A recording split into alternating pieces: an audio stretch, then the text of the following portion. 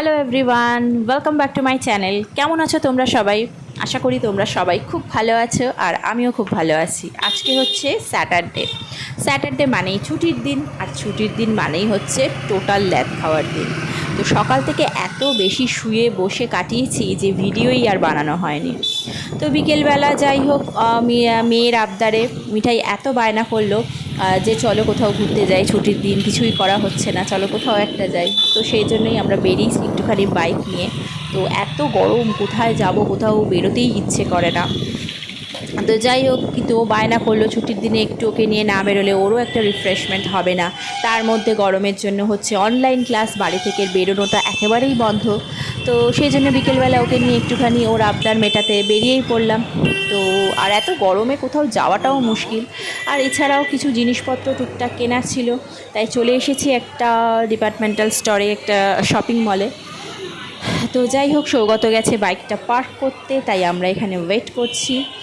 আর এখানটায় দেখো একটুখানি হাওয়া দিয়েছে দেখে মিঠাই কি আনন্দ পেয়ে গেছে, দেখো লাফালাফি শুরু করে দিয়েছে। তো যাই হোক, চলো আস্তে আস্তে আমরা ভেতরে ঢুকবো, আর যা যা জিনিসপত্র মোটামুটি কেনার আছে ওগুলোও ঝটপট করে কিনে নেব। অনেক দিন ধরে রেগুলারলি ভিডিও আপলোড করতে পারছি না মানে ভিডিও হয়তো আমি ক্লিপিংসগুলো মানে নিচ্ছি, কিন্তু ভিডিও এডিট করার অভাবে আপলোড করা হচ্ছে না। তার কারণ অবশ্য মিঠাই, কারণ ওর যেহেতু অনলাইন ক্লাস হচ্ছে না, ও সবসময় বাড়িতেই রয়েছে। তো ও আমাকে এত বিরক্ত করছে যে আমি মানে ভিডিও এডিট করা ওকে নিয়ে একেবারেই হয় না, এতটাই বিরক্ত করতে থাকে। তো করতে পারি না, ও না থাকলে আমি ওই সময়গুলোতে এই কাজগুলো করি। তো সেই জন্যেই কিছুটা ভিডিও দিতে পারছি না। তো যাই হোক, চলো আমরা ভেতরে ঢুকে পড়েছি, ঝটপট করে আমাদের জিনিসপত্রগুলো নিয়েও নিই, আর ও একটু ঘুরে টুরে নিক।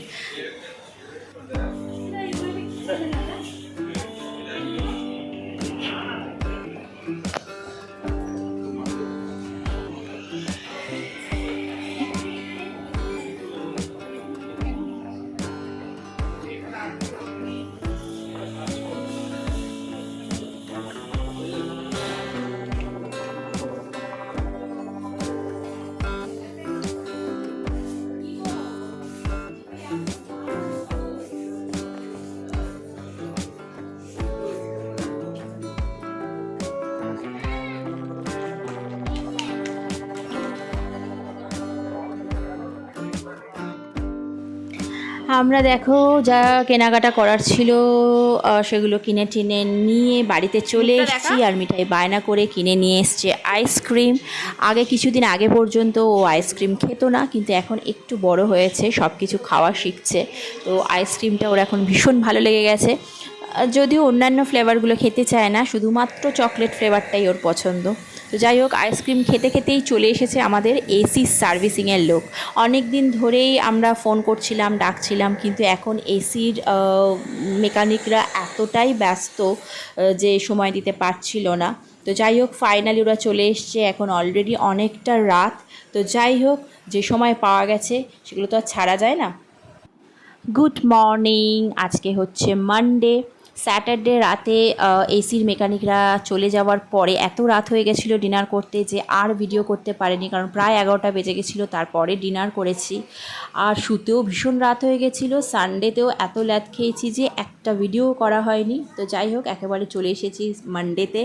আর মানডেতে সকালটা শুরুই হয়েছে মিঠাইয়ের অনলাইন ক্লাস দিয়ে। এই একটা হ্যাপা গরমের জন্য চলছে অনলাইন ক্লাস, আর আমাকে বসে থাকতে হচ্ছে ঠায়। তো যাই হোক, তবে এই অনলাইন ক্লাসের জন্য বাচ্চারা একটুখানি স্বস্তি পেয়েছে, রোদে বেরোতে হচ্ছে না, সেটা একটা খুবই ভালো ব্যাপার। তো আমি চলে এসেছি দেখো কিচেনে, তোমাদের সঙ্গে একটা রেসিপি শেয়ার করব বলে। তো সানডে থেকে মোটামুটি সব জায়গাতেই বৃষ্টি শুরু হয়েছে, তো ওয়েদারটা একটু ঠান্ডা হয়ে গেছে, তাই ভাবলাম মিঠাইকে একটুখানি অন্যরকম কিছু স্ন্যাক্স বানিয়ে দিই। তো সেই জন্য আজকে আমি ওকে বানাবো চিকেন কাটলেট, একদম ঘরোয়া পদ্ধতিতে। তো এই একটুখানি আলু সেদ্ধ ছিল, তো আলু সেদ্ধ ছিল মানে আমি এটা বানাবো বলে দুপুরে ভাত করার সময় একটা আলু এক্সট্রা সেদ্ধ দিয়ে রেখেছিলাম, তো ওই জন্যই ভাত লেগে রয়েছে। তো আলু সেদ্ধ আর বাকি যা ইনগ্রেডিয়েন্টস মোটামুটি আমি সব পেস্ট করে নেব। এখানে নিয়ে নিয়েছি বোনলেস চিকেন, কয়েকটা রসুন কুচি, আর মিক্সির বাটিটা থেকে তোমরা হয়তো ভাবছো যে এই বাটিটার মধ্যে কি লেগে আছে। সেটা হচ্ছে এটার মধ্যে আমি প্রথমেই আদা পেস্ট করেছিলাম, কারণ সকালে আদা বাটা লেগেছিল আমার রান্না করার জন্য।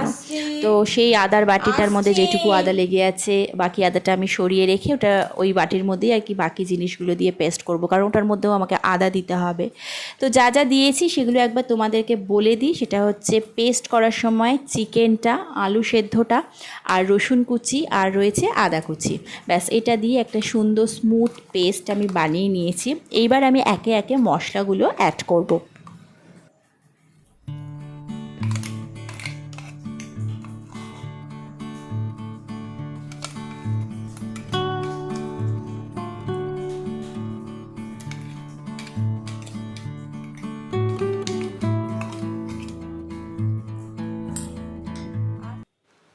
দেখো পেস্টটা খুব সুন্দর স্মুথ একটা পেস্ট হয়েছে। তো এটার মধ্যে আমি একে একে এবার যে মশলাগুলো অ্যাড করব সেগুলো একটু তোমাদেরকে বলে দিই। এটা আমি মেনলি একদম বাচ্চাদের কথা মাথায় রেখেই বানাচ্ছি, যেহেতু মিঠাই খাবে, তো সেজন্যই তোমরাও চাইলে এটা বাচ্চাদের জন্য বানিয়ে দিতে পারো, কারণ এটা আমি একদমই ঝাল ছাড়া বানাবো। আর বাচ্চারা এটা খেতে খুব পছন্দও করে, কারণ চিকেন খেতে ভালোবাসে বাচ্চারা। তো যাই হোক, চলো এর মধ্যে আমি কী অ্যাড করলাম। প্রথমেই অ্যাড করেছি নুন আর একটুখানি হলুদ গুঁড়ো। যদিও হলুদ গুঁড়ো খুব একটা বেশি না দিলেও চলতো, তবে যেহেতু হলুদ গুঁড়োটা অ্যান্টিসেপটিক, তাই আমি চেষ্টা করি সবসময় একটুখানি 1 চিমটি হলেও দিয়ে দেওয়ার। আর দিলাম ব্ল্যাক পেপার, আর দেবো একটুখানি খুব সামান্য পরিমাণে অল্প একটু গরম মশলার গুঁড়ো। আর বাইন্ডিংয়ের জন্য মেনলি যেটা দিয়েছি দেবো আর কি, সেটা হচ্ছে বেসন, অল্প কয়েক চামচ বেসন, 2 চামচ মতন বেসনই আমি এখানে ইউজ করেছি। তো এটা একটু অন্যভাবেও বানানো যায়, বেসন না দিয়ে এটাতে বিস্কুটের গুঁড়ো বা ব্রেড ক্রাম্বস দিয়েও, ডিমের মধ্যে দিয়ে আবার ব্রেড ক্রাম্বস লাগিয়ে ওইভাবেও বানিয়ে ডিপ ফ্রাই করা যায়। তো যে করা যায়, কিন্তু আমি করব না, তার কারণ যেহেতু মিঠাইয়ের জন্য বানাচ্ছি, আমি চাইছি না ডিপ ফ্রাই করতে, কারণ সেটা খুব একটা হেলদি হবে না। তো সেই জন্য আমি অল্প একটু বেসন দিয়ে একবারে মিক্সচারটা বানিয়ে নেব, আর খুব অল্প তেলে জিনিসটা ভাজবো, অনেকটা সেকে সেকে। তো সেই জন্যই আমি ওইভাবে করলাম না, কারণ ওইভাবে বিস্কুটের গুঁড়ো বা ব্রেড ক্রাম্বস দিয়ে করলে, ডিপ ফ্রাই না করলে সেই জিনিসটা খেতে খুব একটা ভালো হবে না। তো এবার ভালো করে পুরো মিশ্রণটাকে সুন্দরভাবে মিক্স করে নিতে হবে, যাতে সব কিছু ঠিকঠাকভাবে ব্লেন্ড হয়ে যায় সব কিছুর সাথে।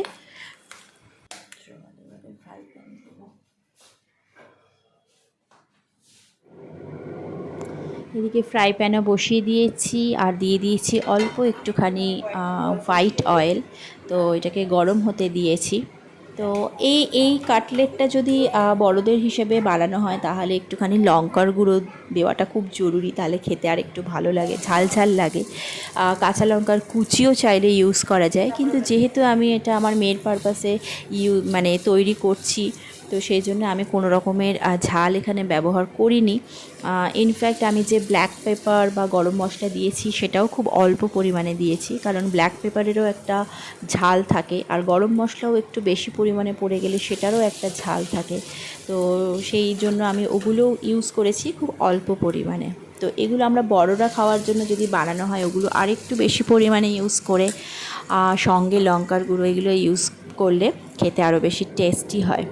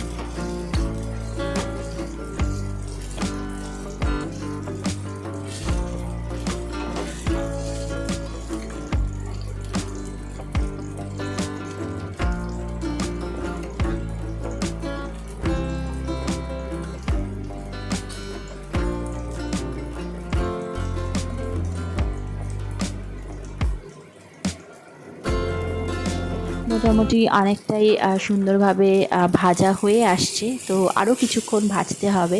তো যেহেতু খুব মানে কম অয়েল দিয়ে জিনিসটা বানাচ্ছি, ওই জন্য একটু সময় নিয়ে বানাতে হবে।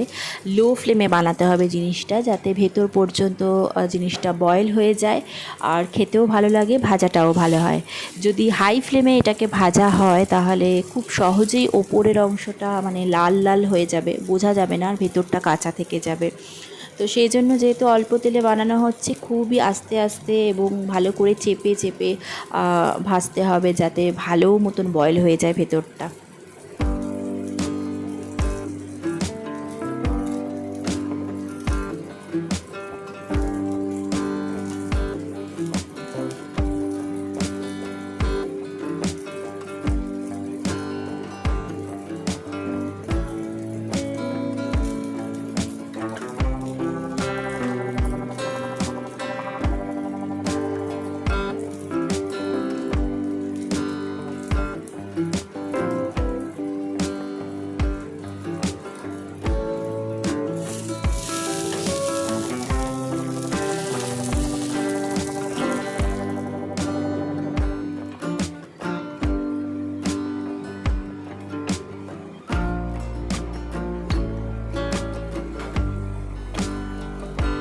তো ফাইনালি দেখো মোটামুটি ভাজা রেডি হয়ে গেছে, সবগুলো ভেজে নিয়েছি। আর দেখো একটা প্লেটের মধ্যে নামিয়েও নিয়েছি। আর সেদিনকে আমি তোমাদেরকে দেখাচ্ছিলাম না, আমরা আইসক্রিম কিনে নিয়ে এসেছিলাম, তো মিঠাই কর্নেটও খেয়েছিল। আর বাকি আর একটা আইসক্রিম নিয়েছিলাম, সেই আইসক্রিমের ভাঁড়টার মধ্যে, ওটা আমরা ফেলিনি, আইসক্রিমের ভাঁড়টা ভীষণ সুন্দর ছিল, ওটার একটা ঢাকনাও ছিল। তো ওই ভাঁড়টার মধ্যেই আমরা সস নিয়েছি, কারণ ভাঁড়টা আমার খুব পছন্দ হয়েছে, কি সুন্দর গোল মতো। তো ওটাই আমি সস নেওয়ার জন্য ইউজ করলাম। আর এখানে এবার যার জন্য বানিয়েছি সে এবার খাবে। সে যদিও চিকেন খেতে ভীষণ ভালোবাসে, তো চলো দেখি তার কেমন লাগে। আচ্ছা ঠিক আছে, খাও, খেয়ে বলো কেমন হয়েছে। সস পরে নেবে, এমনি খেয়ে দেখো আগে।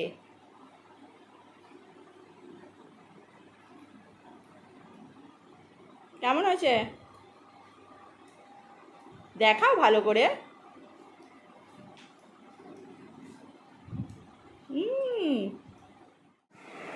আবার দেখো অল্প অল্প বৃষ্টি পড়ছে আর কারেন্ট চলে গেছে। তো মিঠাই দেখো জানলায় উঠে হাত বাড়িয়ে বৃষ্টিতে ভেজার চেষ্টা করছে। তো যাই হোক, তোমাদের কেমন লাগলো অবশ্যই জানিও।